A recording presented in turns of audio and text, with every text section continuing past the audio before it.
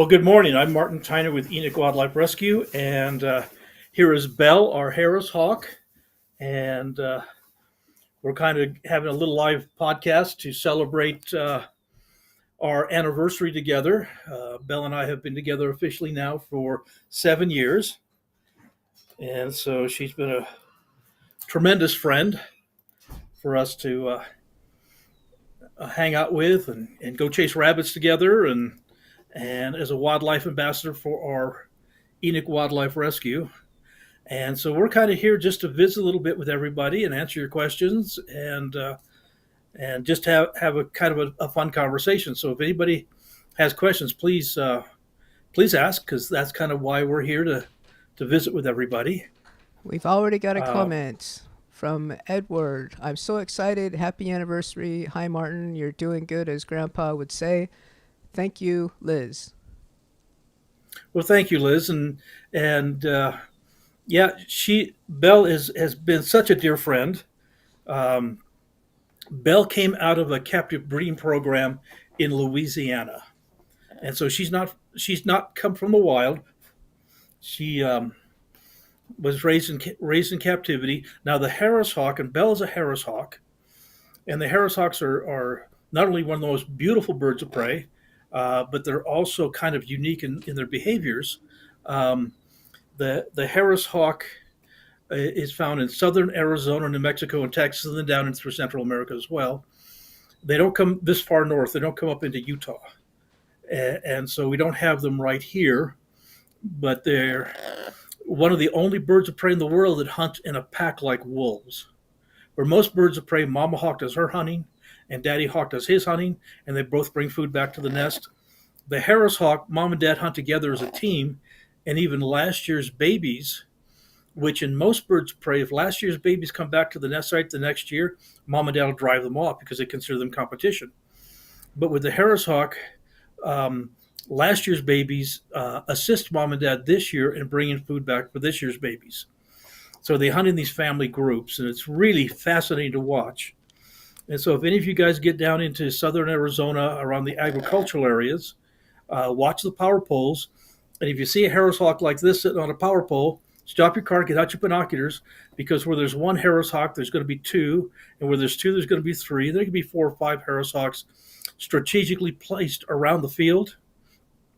And these Harris hawks, one hawk will fly down and flush a rabbit, and then all the other hawks will come in from different directions attempting to catch the rabbit. So they kind of work as a team to trap the rabbit and then to catch it, to kill it, and then again have their food, but also bring food back for the babies. We have a comment from David. He says, "Oh, the airwolves." Yeah, they do call them air wolves because they hunt in packs like wolves, and so that's kind of their nickname. And Belle is in the middle of her molt. If you can see underneath her tail right there, you see it looks like one really short tail feather. Well, that's a new one growing in. And so she drops a few feathers and they grow in, and she drops a few more feathers and those grow in. And she keeps doing this for about 6 months until she replaces all of her flight feathers and some of her body feathers, not all of them. And it usually takes them 2 or 3 years to molt through completely. But during the late spring, summer into early fall is when they're going through the actual molt, when they're growing most of their new feathers in. I forgot. Can we mention this picture here that we used? Isn't that her baby? Her baby state? Can you see it very That's clearly? that's kind of partially. That's when she was a little more than a year old. And so as a baby, it's okay, Bill. As a baby, again, they're kind of a little more of a speckly front, and their tail, instead of just having one thick white band at the tip of the tail is kind of banded gray and black. So the coloration is very different from the juvenile Harris hawks as it is to the adults. Now they still have the red thighs and they still have the red shoulders that Belle has, but they're not. Yes, I know. You see Sage. That's our new puppy. She's chewing her foot. I think she has a sticker, Sue. And so, Harris Hawks don't like that, but it's one of those things that they're kind of slowly getting used to each other, so that Sage can come out and help Belle. Sage will keep the rabbits running as Belle attempts to catch them.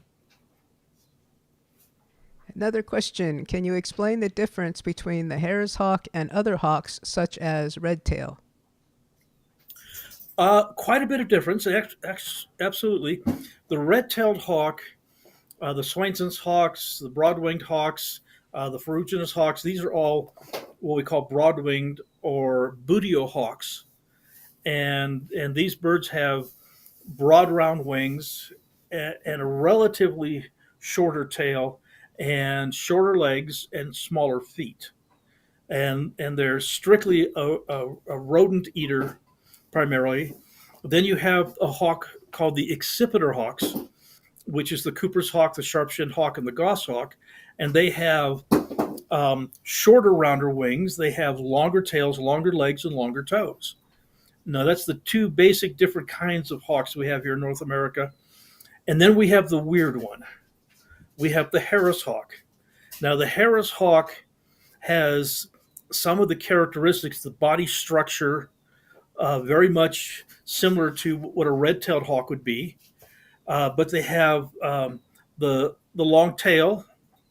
You can see here that what you would see in the accipiter hawk. They have much longer legs than the booty hawks have, and they have much larger feet, longer toes. And so she's kind of a cross between the two. And because she's kind of a cross between the buteo or broad-winged hawks or the accipiter and the short-winged hawks, she's halfway between the two. And so these are classified as a parabuteo. And so when I do my wildlife shows with the birds, having a Harris hawk is great because I can kind of show the differences between buteo hawks and accipiter hawks with just one bird. It's okay, Belle.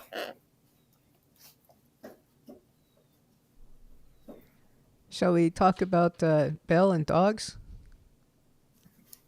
Well, every Harris hawk I've ever had do not like dogs. And when they're raised with a dog, they'll tolerate them. But when a new dog comes into the family, they are very bent out of shape.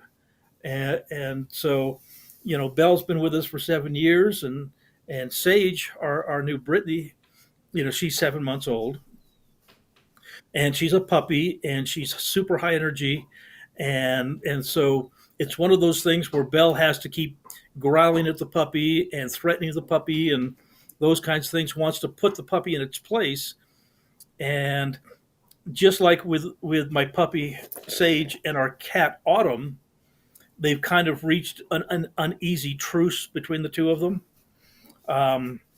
where they may not particularly like each other. Well, the puppy loves everybody, but the cat doesn't particularly like the dog, but will live with it. And so Belle will kind of slowly get to the point where she may not like the dog, but once she starts to figure out that the dog is actually useful in helping her catch rabbits, things will mellow out a little bit. So it just takes a little time. So I think this little video we have of Belle and Cody, I think it might even be within the first week that she was with you. I can't remember, but it's pretty old. You want to check it out? Sure. There we go. Yeah, there's the dog.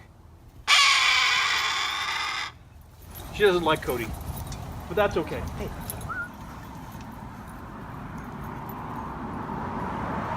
And we actually, I do this on purpose. This is really important. I want her around the dog, and I throw the frisbee, which is kind of a weird thing that, they get a little bit nervous about, but that's good. We want her to over here, Cody. Put her over here. Yeah, that's about right. Huh. You don't like Cody, do ya? That's okay. You don't have to like him. He's kind of ugly. Cody, put it over here.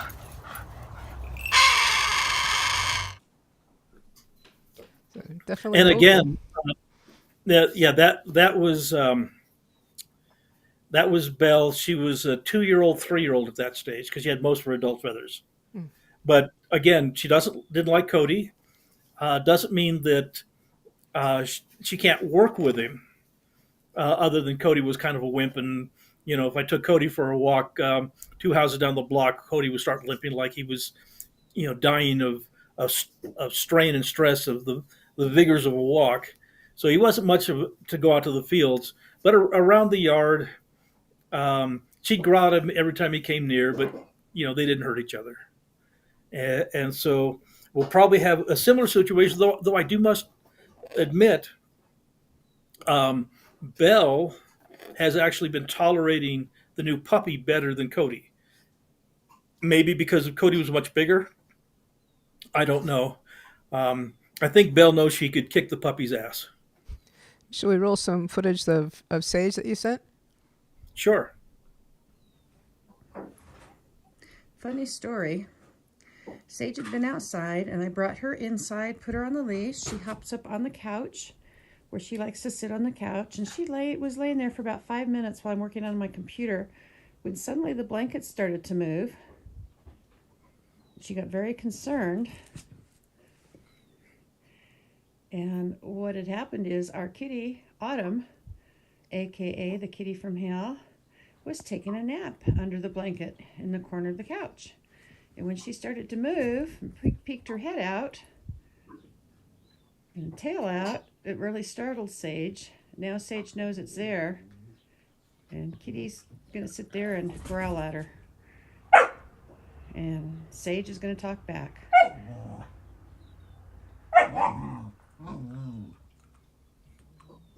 But Sage is keeping a safe distance. Those two are hilarious.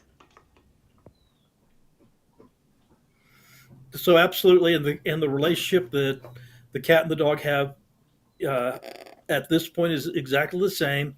Um, Sage is high energy and high strung and playful, and you know and the cat will more often than not hold its ground, and the puppy gets too close, it'll attack the puppy and hit it in the face with its paws and growl and that kind of stuff. And then as soon as the kitty thinks that it's not going to win, it immediately jumps up to a high point that the puppy can't get to her.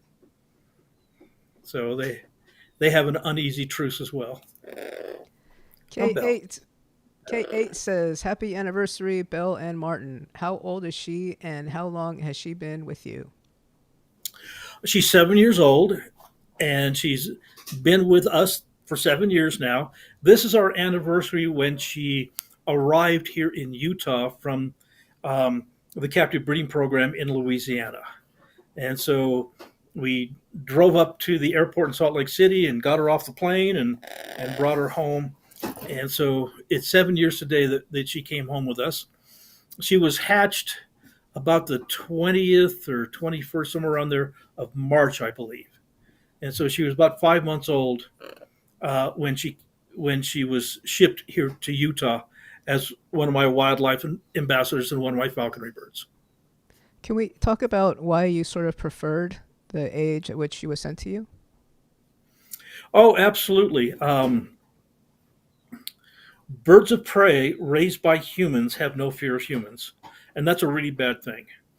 Birds raised by humans with no fear of humans, if they get mad at you for any reason, they will hurt you because they have no fear of you. And so they can be really quite dangerous. I had an old female Harris hawk, very much like this one, but she had been stolen from her nest by some teenage boys, and she was basically not only raised inappropriately, she was highly imprinted, and she was dangerous because she had no fear of humans. She was also horribly abused, and she ended up with a broken leg, and that's when she came to me because I'm the guy that takes care of the critters. Well, she and I got along wonderfully together. We were good friends, but I could never release her back to the wild because one of her favorite things to hunt was cows. We would take a hawk this size, my female Harris hawk, and go out on the desert. If there was a cow within a mile, she had to go beat up a cow. She attacked horses. She attacked people jogging. She attacked a farmer on his tractor. She had issues, so we couldn't release her. So she stayed with me for the rest of her life as one of my wildlife ambassadors and one of my falconry birds. And like I said, we got along wonderfully together. Now, the way we go get around this through a captive breeding program is raised in captivity and the raised literally by humans. The way we get around with this is we get birds that we call chamber raised, which is basically they're raised in a chamber with their mom and dad. The mom and dad lay the eggs are hatched, the mom and dad raise the babies, they're with all of their siblings until they're 3 to 6 months of age. And by this time, they know they're a hawk and they're not imprinted on humans, which makes them much safer for humans to handle, number one. They're not nearly as vocal because baby hawks can be extremely vocal, and falcons as well. They're not as vocal. They haven't picked up a lot of the bad habits that the young ones raised in captivity have. And so, I wanted one that was about 5 months old, which is what she was. So she was, spent the first 5 months of her life hanging out with the family, learned how to be a hawk. And so she doesn't have a lot of the bad habits that my old Harris Hawk Sierra had. But yes, you're such a good girl. Is a hawk that may go and attack on a cow or some sort of larger creature, is that necessarily from having been raised incorrectly? Because I seem to remember you also told a story about smaller birds that would go after eagles, even though that was really flirting with danger as well. Well, the smaller birds going after eagles, basically they're trying to drive the predator out of their area away from their nest site. And with the smaller birds, because they're so small, they're so agile, the eagle, it's almost impossible for an eagle to grab them because the little ones are so quick. Um, a great example of that is I was up in Salt Lake City area visiting one of my students, and he had a red-tailed hawk. And like I said, the red-tailed hawks are about this size, but they're not nearly as agile with the bigger, broader wings and the shorter tail and the shorter legs. They're not as high, let's say, high performance as the Harris hawk is, but they're still a great bird to work with. Um, anyway, we went out in the open fields. He took his bird, turned his bird loose. The bird flew over to a fence post and landed, and he was going to call his bird back. And a magpie, which was 2 or 3 poles over, flew over and started to attack his hawk. And so his hawk sitting on the fence post, ducking and ducking and ducking as the magpie was diving at the hawk and diving at the hawk and just harassing the hawk to no end. And so I told him, call your hawk back. So he called his hawk back to his glove and put its hood on. And then I unhooded. At the time, I had a little male Harris hawk called Thumper. And I unhooded him and turned him loose. And he flew over to the fence post, landed on the fence post. And here comes the magpie. But now we're dealing with a bird that's, a third smaller than this and significantly more agile than even a Harris hawk, a lot more agile than a red tail. That magpie comes in and starts to dive at my little male Harris hawk. And immediately the Harris hawk jumped up, grabbed the magpie with one foot, brought it back down to the fence post and ate it. Okay. In the wild, you can only make one mistake, and that's it. And that was its mistake, to not understand going after a smaller hawk is a bad thing because they're going to catch you, where an eagle can't. That's amazing too, that the size of the hawk, even the same Harris hawk, it makes such a huge difference. Well, when I teach falconry to my students, one of the first things I teach them is you always want to get the smallest bird, hawk, falcon, eagle, whatever, the smallest bird that will get the job done. And so if your main quarry is jackrabbit, and they're quite big and powerful, a little male Harris hawk can get injured hunting jackrabbits because the rabbits are so big and powerful compared to the smaller hawk. Now, a female Harris hawk, she handles jackrabbits like a pro. I mean, jackrabbits, no problem for her whatsoever. And on a good year, she'll catch between 80 and 100 jackrabbits. But on the opposite side of the stick, if you're hunting cottontails, and cottontails are much smaller and much quicker and much more agile. They're not faster, they're quicker, they're more maneuverable and agile in their behavior. Uh-oh, I'm not sure if it's the same for everybody, but on my side, Martin has frozen up. So let's just wait for a second and see if he comes back. It could be his computer, it could be the Rams. connections. Wait, I think there he is. Oh, here you go. Okay, Here you're we are. back now. You were just gone about like 30 seconds. Okay. Well, so when we get to cottontails, now cottontails are smaller and more agile and quicker and those kinds of things. A big female like this has a really hard time catching cottontails. She can, but they're hard for her. But a little male Harris hawk is about the best bird in the world for catching cottontails because they're smaller, they're more agile, and quicker. And so, depending on the quarry that you're going after, you want to get the smallest bird that'll get the job done. Okay, we've got some comments rolling in for the Belle celebration. Tina says, thank you for all your help with all the animals. We need more folks like you and Susan in the world. God bless. Oh, thank you. And Susie S. says, you and Belle are looking thumbs up. Thank you and Susan for all the help you do for the critters. God bless you. Yeah, Belle is certainly a pretty little gal, and she's certainly been an awful lot of fun um, for me. And like I said, we've been together 7 years, and my last Harris Hawk Thumper, we were together for 29 years. So Uh-oh, we've got another freeze up. He's kind of coming in and out. We got another comment. I think this is from Liz under the Edward login. And we'll say Autumn needs a high tower, and we'll wait and see if Martin comes back again. Just gotta hang out. Now we can all make fun of the expression on Martin for this particular time. Although Belle still looks good even frozen in space. Uh-oh, having a longer break this time. We'll just hang out. You know what I could do is we could do another little video of Sage.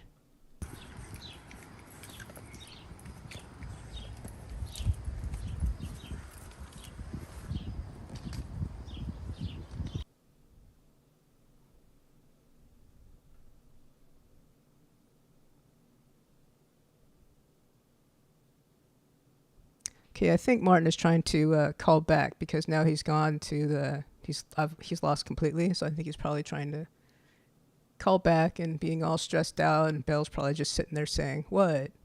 So we'll just hang out a second. So how's everybody else doing? I can kind of see your comments, but there's usually about a 30-second delay. Got some great stuff coming up, so we'll definitely get back to that. And Liz, am I right? Are you still Liz under Edward login? We could do an old video here. Here's an old scout video. hey, babe, how's my boy? How's my scout? Hi, baby. Oh, sweetie, come here, Jess. There's one. There's the other one. I know. I like it. There we go. All right. Good company. Here's my puppy. You got a feather in your mouth. Let me see. Okay, I got it. Got it out of the way. Such a good boy. Such a baby. And he's back. Can you hear us? Yeah, I can hear you. Our internet here is been terribly unreliable lately. It seems to drop off every once in a while for a few minutes and come back. Okay, so we've just been waiting and hanging out and talking nasty about you while you were gone. Same stuff as always. Oh yeah, as long as it's the same stuff as always. So we did have a comment. I don't know if you heard that or not from Liz. Autumn needs a high tower. Autumn needs a high tower. Actually, she goes up on the top of the back of the chairs. She goes up on the kitchen table. She goes up on the cabinet. So she has high places to get away from the dog. Paula B, happy anniversary, beautiful Belle. I love it when you wag your tail. Love from Finland. Well, thank you. And yeah, she that's really a behavior they see in a lot of Harris Hawks. Um, that's kind of their happy, content movement. And so every morning when I go down to pick her up to put her outside, as soon as I walk in the room, you can just sit there wagging her tail like mad, just saying, "Hi, Dad. I'm ready to go get my breakfast." Susie S says, happy 7th anniversary, Belle. Oh, thank you, Susie. Yeah, Belle's such a sweetheart. And Tina adds, Belle is beautiful. One thing I thought was always funny when I got my Uh oh. Another dramatic pause here. This is kind of getting pretty spotty, huh, guys? Let's just hang out a second and hopefully his connection comes back. Because we do have some more comments we'd like to get to. hair shut down again. Right? Oh, okay. We may You're have too back much now. on. You're back. I don't know why things are shutting down. In fact, it's a little blurry on the screen right now. Okay. Well, I can see you all So, right. oh, good. Okay. So you were talking I thought about about Belle is changing. beautiful. Yeah, Belle is beautiful. But when I first got my first Harris Hawk, you know, about 50 years ago, um, nobody thought they were of any value. They thought they were ugly. Um, they thought they were just a junk version of a red-tailed hawk, and they had no purpose in falconry whatsoever. And I couldn't understand that. First of all, I thought they were absolutely beautiful. Black bird, red shoulders, red thighs, big white band in the tail. I thought they were gorgeous birds, as far as to look at. And then they were structured, really, really good. I mean, with those huge feet and that powerful legs and long, and they looked like they were such a great potential for a falconry bird.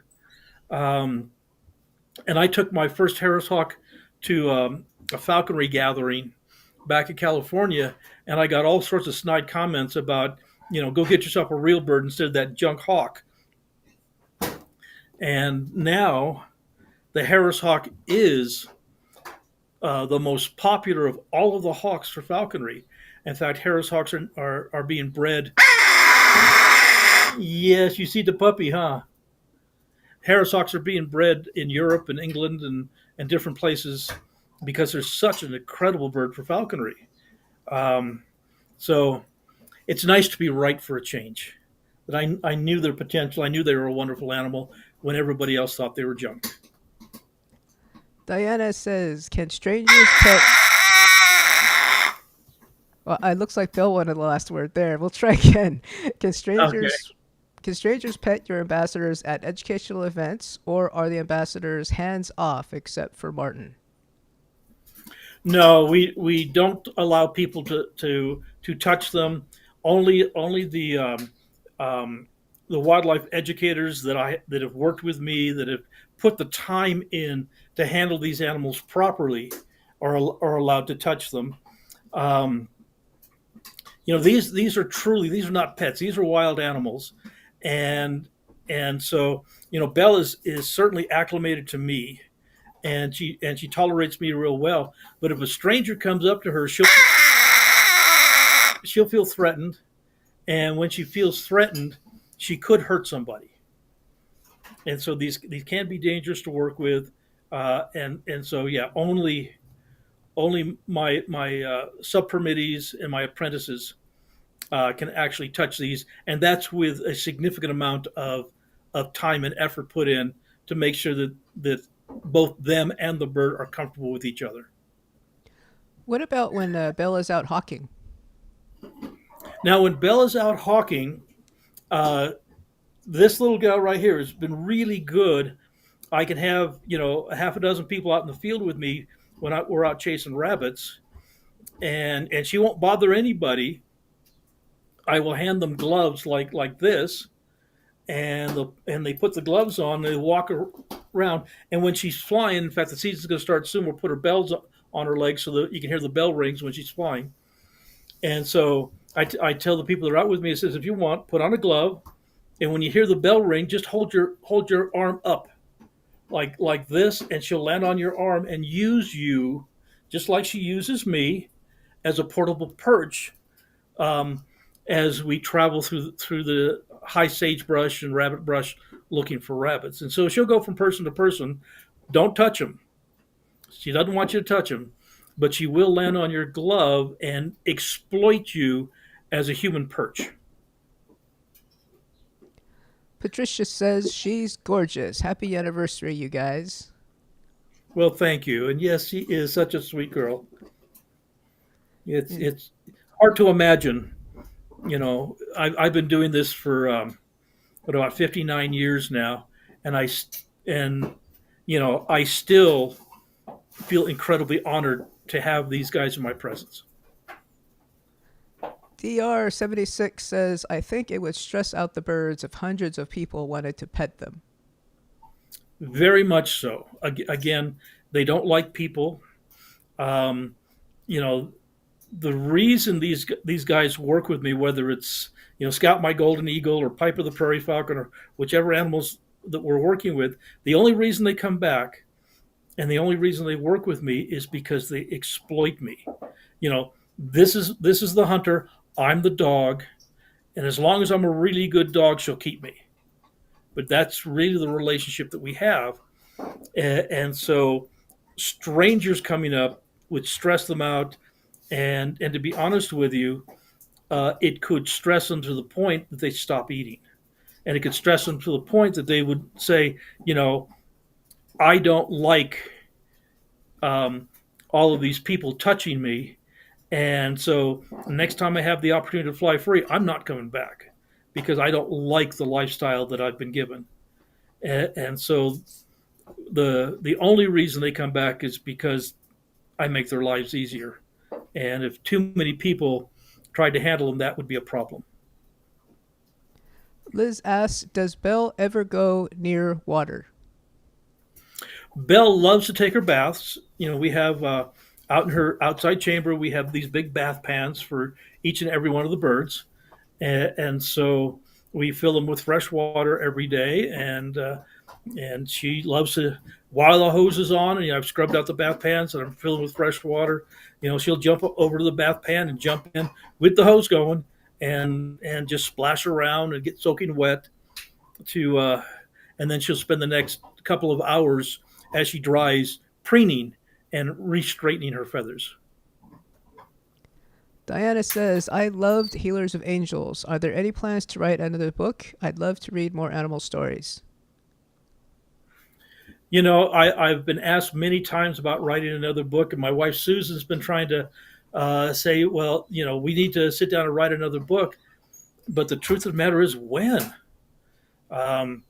With our wildlife rescue center and all the rescues we do, and then all the educational programs that we do, um, we just don't have the time to write more stories, even though we need to. But it's and people say, well, maybe you can write more stories when you retire.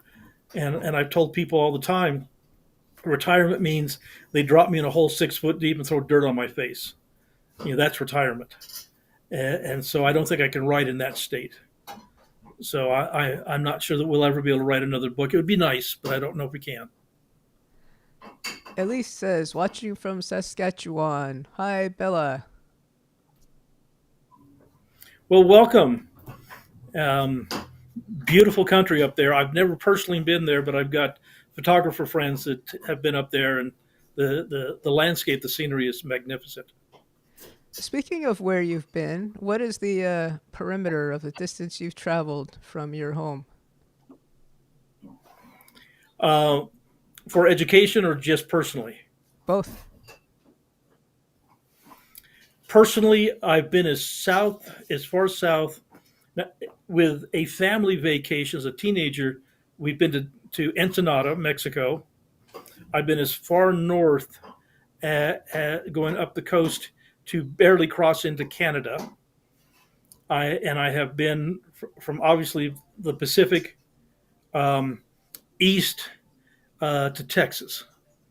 So that's the furthest I've ever traveled in my life. Vintage Vet Gal. How could anyone think they are ugly? Um, the truth of the matter is, beauty is in the eyes of beholders, and it's ugly people that think they're ugly. They don't know the difference. A pretty girl. Yes, that's my lady. So Tracy yeah, they're gorgeous. Go ahead. Tracy says, "Hi Martin, Belle, and all from Liverpool, UK. Big thanks to Martin and Susan for sending me Healers of Angels, a fantastic, interesting book. Great read." Oh, well, you're very welcome. I'm glad you got it. I know it's I feel really terrible because the postage is more than the cost of the book, and I appreciate you getting the book and having to deal with the stress of the postage and stuff. But yeah, I've sent books to Australia. I have sent books throughout much of Europe and books in Japan and South America, and I'm glad people like my stories. Jaylene says, "Who is the Harris Hawk named for or after?" Well, it was a gentleman, and I don't remember his whole name, but he was basically he was involved with Audubon in the early days, and they were going throughout the western United States identifying bird species, and they spotted this beautiful, beautiful hawk, and so his last name was Harris, and so the actual correct name for this bird is the Harris's hawk, named after that gentleman. Um, but most people just say Harris hawk and call it good. Patricia says, "Harris Hawks are beautiful. The markings are incredible." Yeah, they are. They're certainly one of my favorites. I think they really are a tremendous example. And I'll be honest with you, something that really attracts me to the Harris hawk is they really, really look like a small golden eagle. Um, a juvenile golden eagle is almost pure black. A juvenile golden eagle has a big white band in its tail. A juvenile golden eagle has yellow legs. A juvenile golden eagle's eyes are brown, and as they become adults, the eyes go yellow, and they lose the white band in the tail and those kinds of things. So an adult Harris hawk looks like a really tiny version uh, of a juvenile golden eagle, and so it's and everybody knows how much eagles mean to me. So it's kind of a natural way to look at it. Well, here's a good idea I missed. Jennifer says the pauses are good times for people to send donations. That's back to when you were freezing all the time. Duh, that would have been a good thing to put in there. Yeah, that would have been a good thing to put in there. Unfortunately, um, I couldn't help because I'm the one that's freezing up because of our really terrible internet connection that I have here in southern Utah. In fact, I had a gentleman several years ago um, sent me emails from Mongolia, and he was a Mongolian eagle falconer, and they fly golden eagles in Mongolia. And here's a guy that herds reindeer. He lives in a yurt out on the plains of the steppes of Russia, the middle of nowhere, and he has better internet than I do. I think that's sad.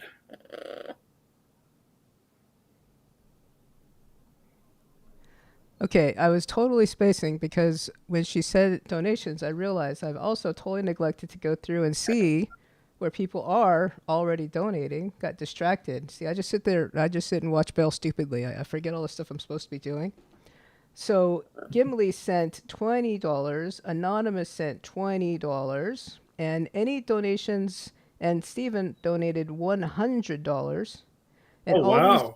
all these donations, if you do them through YouTube, through our YouTube channel, because we're nonprofit, 100% goes straight to us. YouTube, they take care of all the service charges. Yes, yeah, and we're so grateful for that. Um, something that's coming up this Sunday. So if any of you are in the southern Utah area this Sunday, I have a beautiful, beautiful big um, golden eagle that was this year's young. So remember, I told you the young ones are black with a beautiful white band on the tail and the brown eyes and the whole 9 yards. I had this beautiful golden eagle. Um, we found him out by the Parowan Gap. I've got a nesting pair of golden eagles out there, but he wasn't anywhere near the nest. But anyway, he was on the ground. He couldn't fly, and I don't know if he was hit by a car or what the issue was. But we rescued him. He's been at a rescue center now for about a month, and he's doing wonderful. He's ready to be returned to the wild. And right now, here in southern Utah, it's still pretty warm, but it's not quite as bad as it is, mid July. So it's starting to cool. And so we're going to release that big, beautiful golden eagle at 6 o'clock Utah time at the sea overlook, which is on top of the mountain above Cedar City. And so if anybody would like to come and watch this magnificent animal soar back into the sky, come Sunday, 6 o'clock, the sea overlook. If you need more information, you can certainly give me a call, and we'll put another creature, beautiful creature, back in the sky where it belongs. And then another story that we're working on right now. One of our local power companies, a Dixie Power, from down in the St. George area, about 60 miles from here, they found a hawk nest on top of a transformer on one of their power poles. And why the hawks didn't get electrocuted, why the nest didn't blow up, but it was certainly a fire hazard. The one little spark, the nest would have exploded in flames and caused more wildfires. And Lord knows we don't need any more wildfires here. Utah's been on fire for months now with wildfires everywhere. Well, the power company contacted the state fish and game because in the nest there were 2 eggs. And the nest was Swainson's hawks. Swainson's hawks will nest here in Utah, and they'll go to Argentina for the winter. And so I get a phone call from the power company that the fish and game told them that they could tear down the nest, but they had to bring the eggs to me.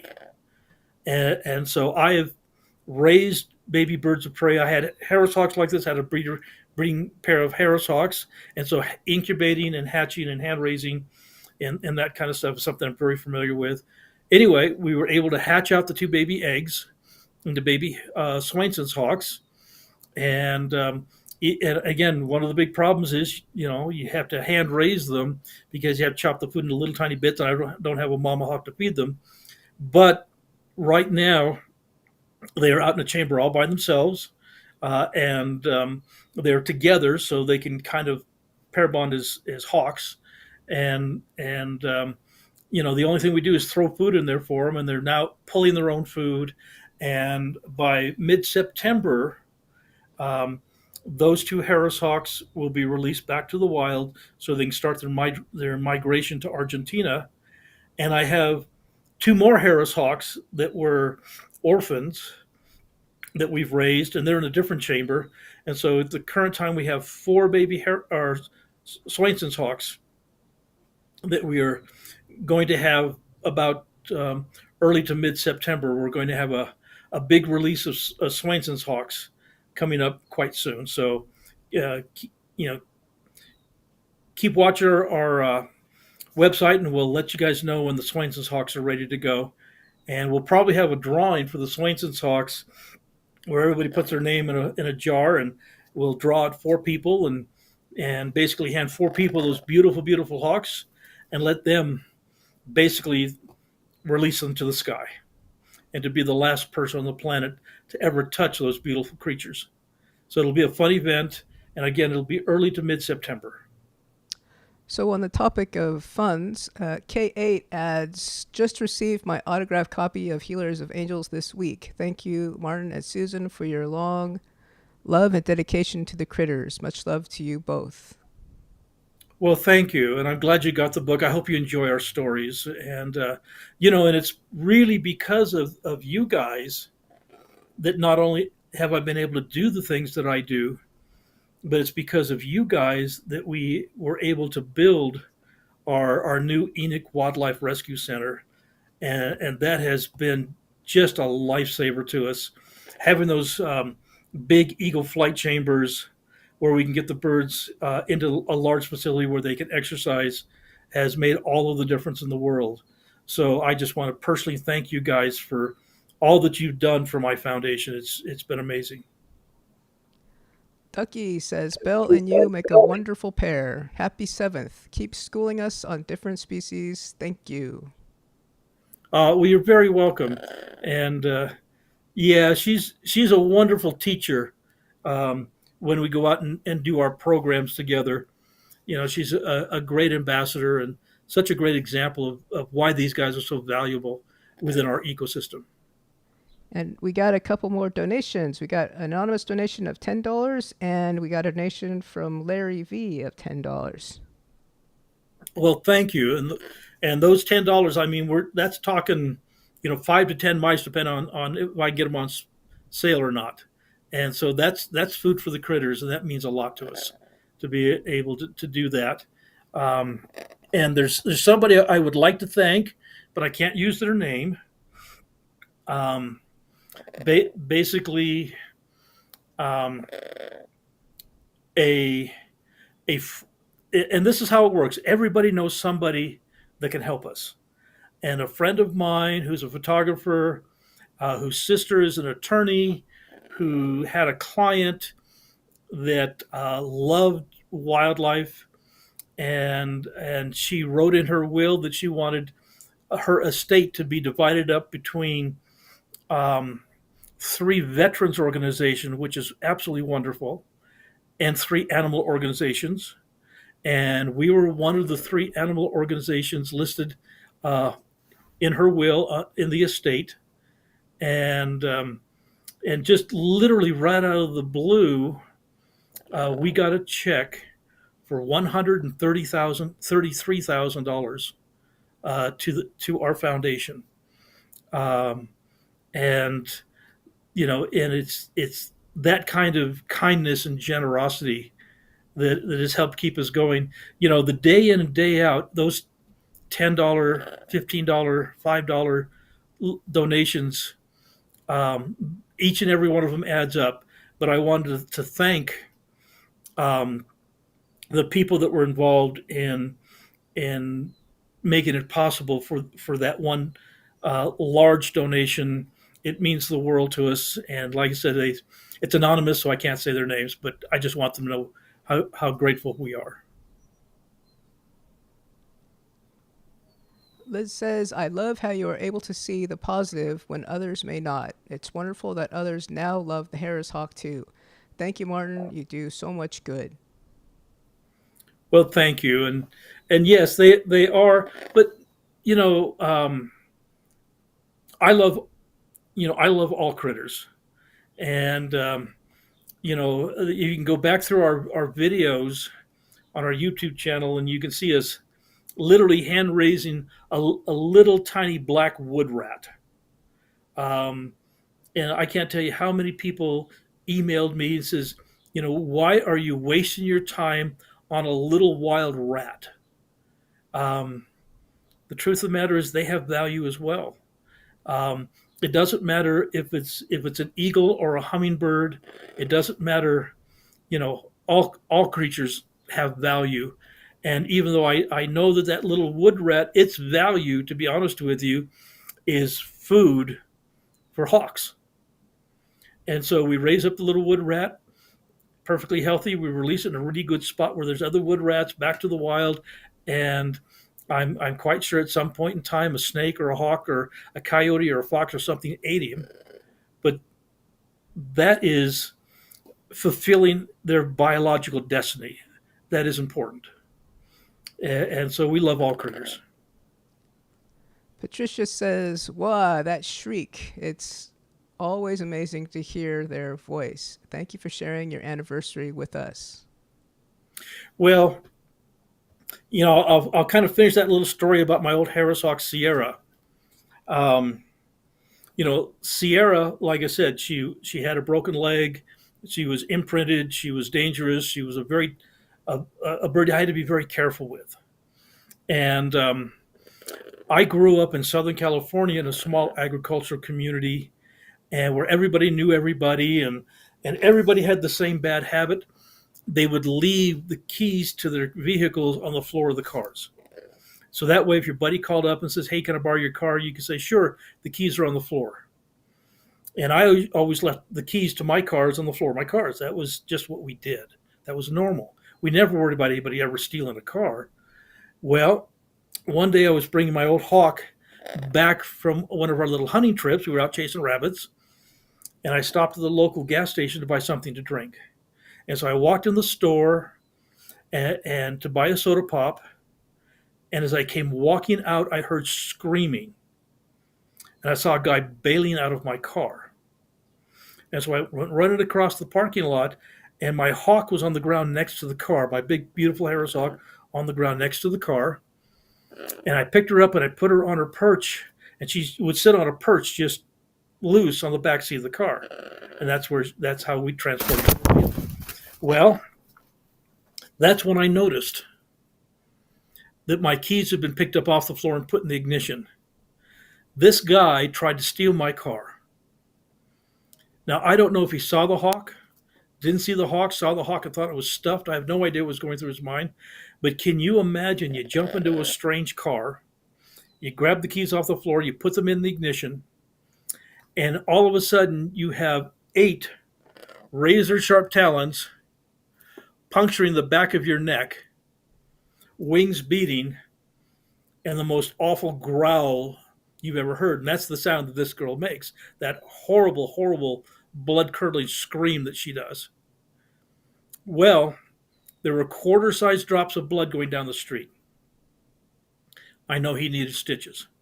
I'm going to assume that's the last car he ever tried to steal. My Hawk got the nickname my feathered Doberman Pinscher.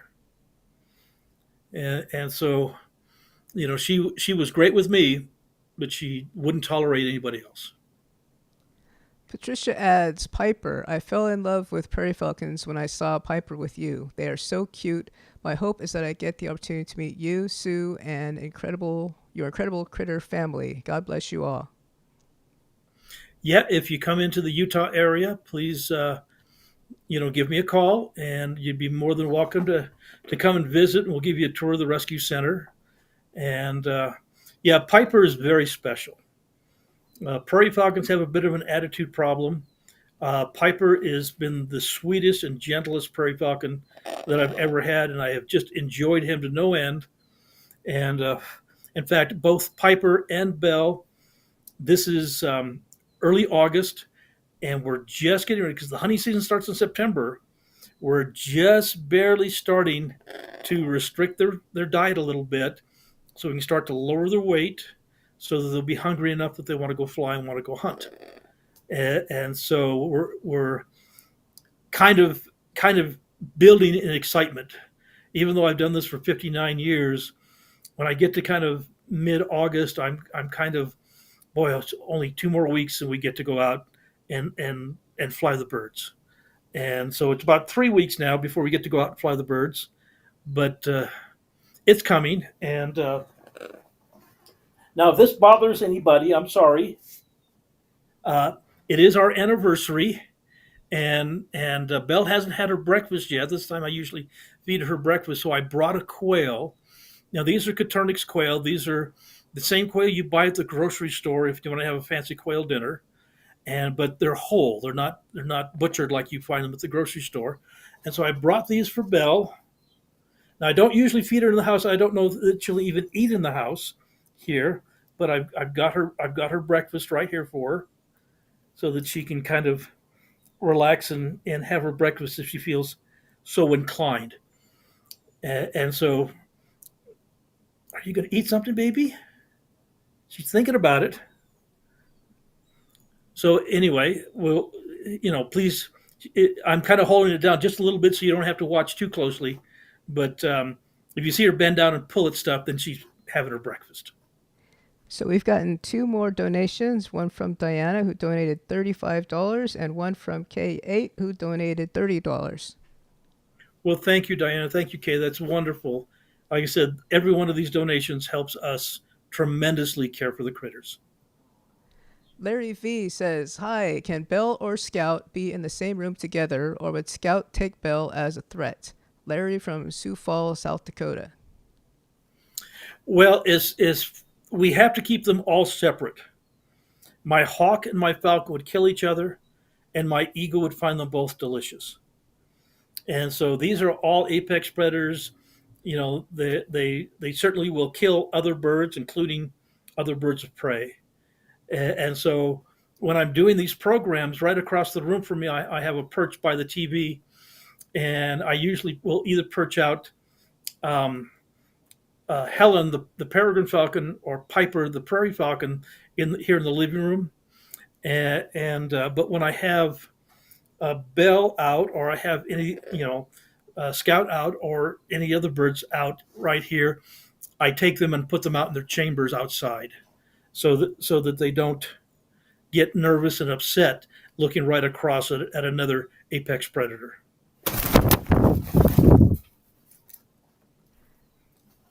Jennifer asks, "Can she swim? I have seen eagles swimming." Well, I would technically not call it swimming. Um, Basically, if they do fall in water, they can kind of paddle their way for a short distance if the shore is close enough.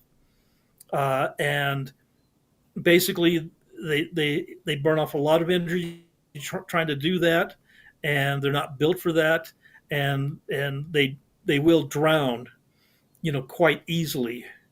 Um, and so I've rescued a lot of birds out of lakes and rivers in the past, that birds of prey that have gotten in the water that couldn't get out, whether they were on the edge of the shore, taking a bath and drinking, and somehow got washed out into the river or the stream, or like a bald eagle catching a fish, and it was too far from shore, and he couldn't paddle his way to shore to get out of the water and needed to be rescued.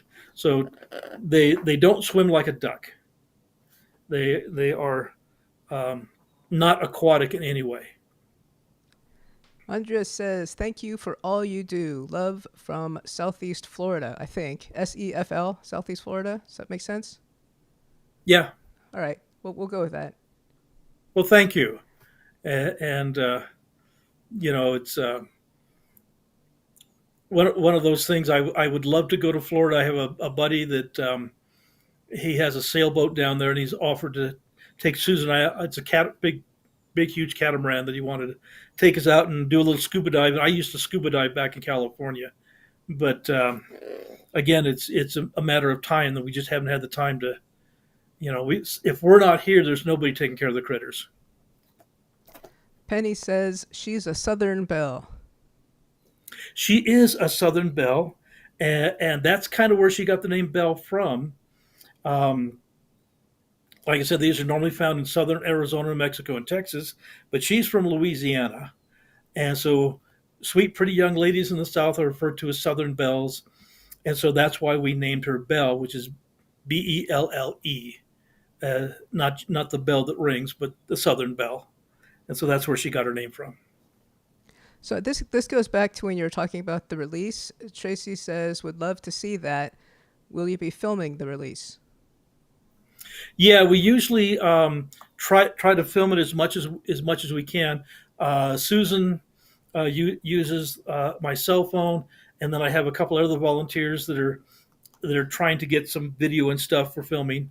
And you can see she's starting to have her breakfast a little bit. I'm gonna have to re-vacuum the living room today, aren't I, kiddo? Because you're gonna make a mess. So So yeah, go ahead. is that the first time then? Because didn't you say she has never eaten in the house before? Yeah, no. These guys make a terrible mess when they're eating, and so we always feed her outside. And so sitting here in the living room. Now the falcons aren't quite as bad as the Harris hawks are, and so she's not used to sitting here in the living room, having her breakfast. And so this is the first time for her. Did you lay down like a plastic or something, or is she just making a mess I all over do. your house? No, no. There's plastic down on the floor, but there'll be bits and pieces and feathers slung everywhere. Like I said, they don't eat neatly. Their table manners are horrid, and so like I said, after this little broadcast that we're doing, we'll put her back outside and get out the vacuum cleaner and the carpet cleaner, um, and clean this area around here. Even though we have plastic down, we'll need a good cleaning. So it's kind of like when a little kid gets their birthday cake and they're given license to make a total mess. This is like a birthday cake for a hawk.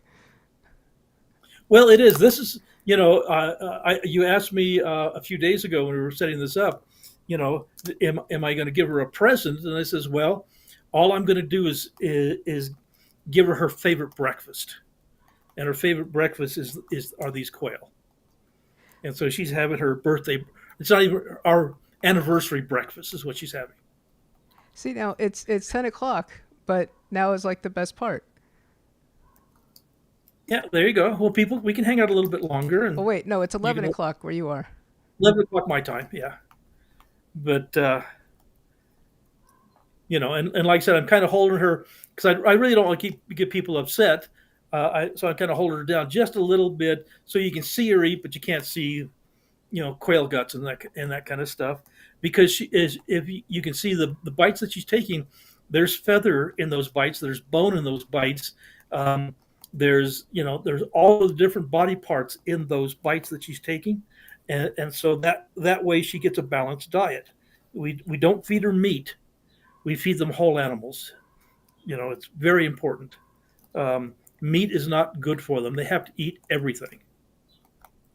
You've talked about how sometimes you inherit birds that have been really mistreated. Is nutrition a huge issue there when someone finds a bird, decides they want to keep it, and just don't know how to manage it?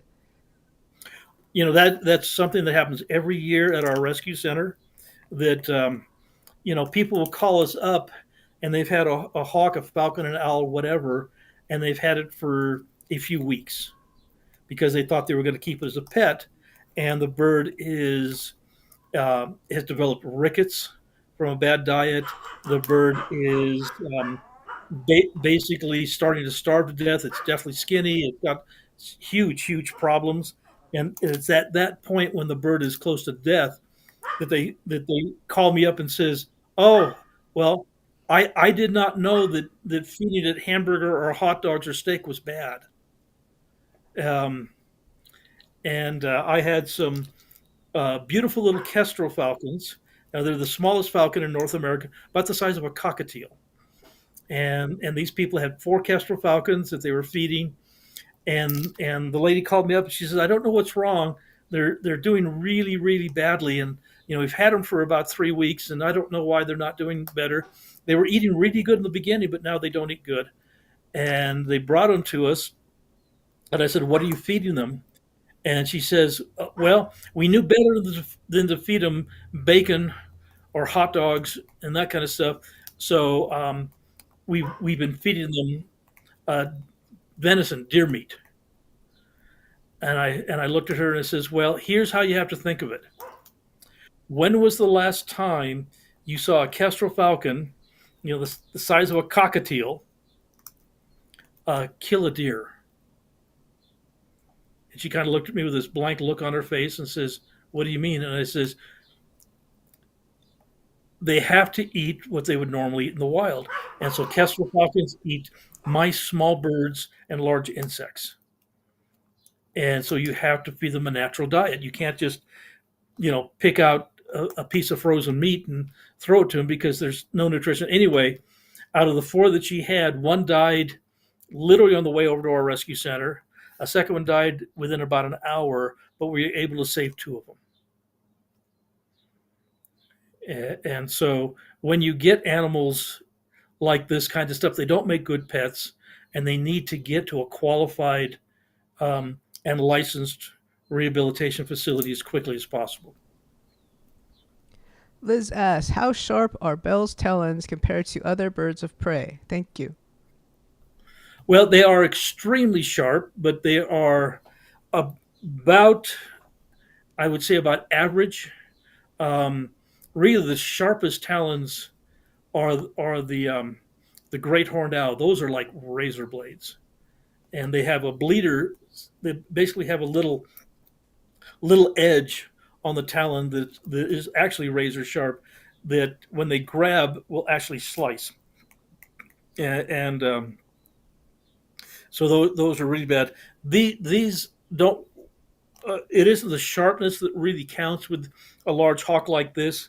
What really counts is the strength. They're pointed and they grab and they puncture, but they don't slice. And those horned owls have, like I said, have a bleeder, have a thing to slice with. Penny says, I only discovered this channel a few months ago and have learned to love all the birds so much. I've learned more listening to you than any documentary. Well, thank you. That makes me feel good because that's the whole reason that we have done this.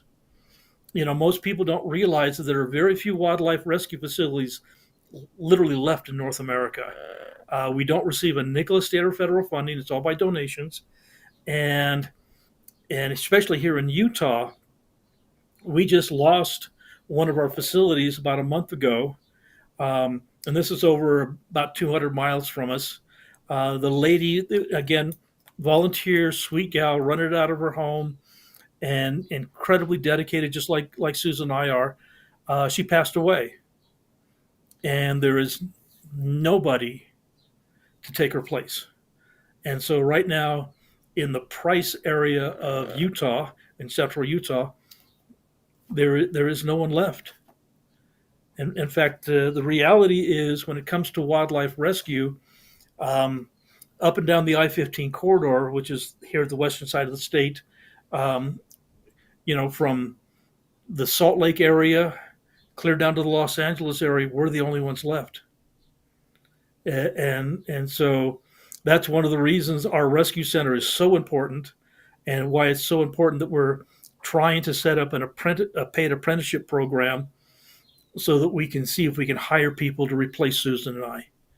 Because if anything happens to Susan and I, then just like the rescue center in Price, something happens to Susan and I, then it no longer exists. So we have to keep it going. Susie S. asks, does Belle have a casting daily like other birds I've seen on your videos? Yes, all birds of prey, whether owls, hawks, eagles, falcons, doesn't matter. They all eat, as you see here. She's eating fur, or she's eating feathers, she's eating bones, she's eating everything. And so, what is ever not digestible will actually be regurgitated in a pellet, and that helps to scrub out their digestive system. It helps to keep them healthy. And so, yeah, all birds of prey do that. So we're at like 10 minutes after the hour. Can we watch that one last favorite video that I dug up of you and Belle when she's missing for a second? Sure. Hey, Belle. Come on out.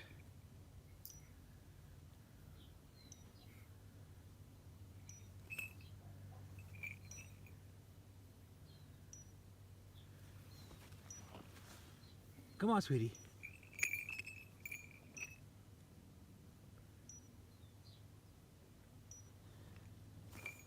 Come on, babe. Come on out.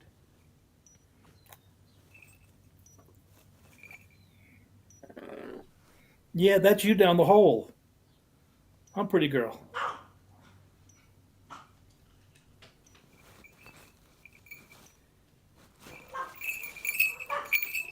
Hey, you. Come here. That's my girl. Okay.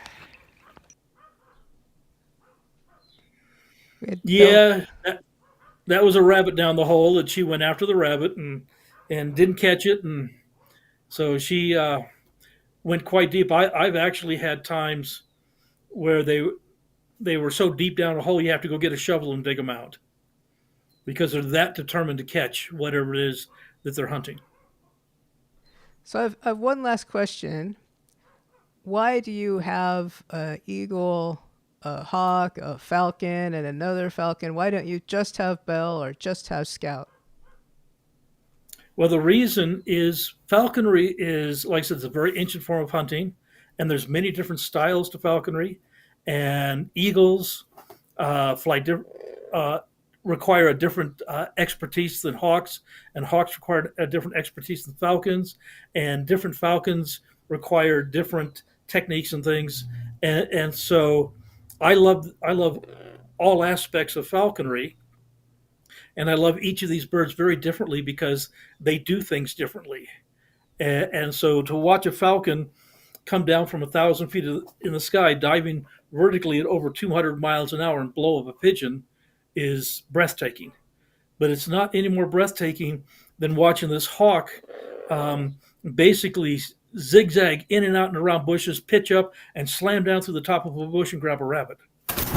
And of course, there's nothing more magnificent to work with than a golden eagle. So I love them all for different reasons, and so I don't practice just one part of falconry. I practice all of the aspects. Should we mention your book in closing?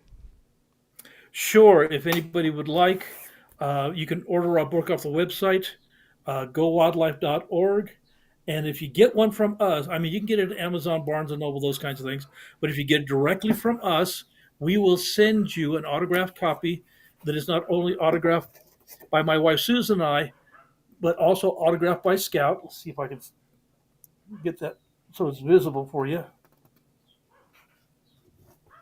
That's Scout's footprint. So it's the only book in the world autographed by a wild eagle. And again, the profits from the sale of the book go to our rescue center to help us feed the critters. Well, guys, thank you very much. I sure enjoy coming and visiting with you guys and hanging out with my sweetheart Belle, and we'll talk to you soon.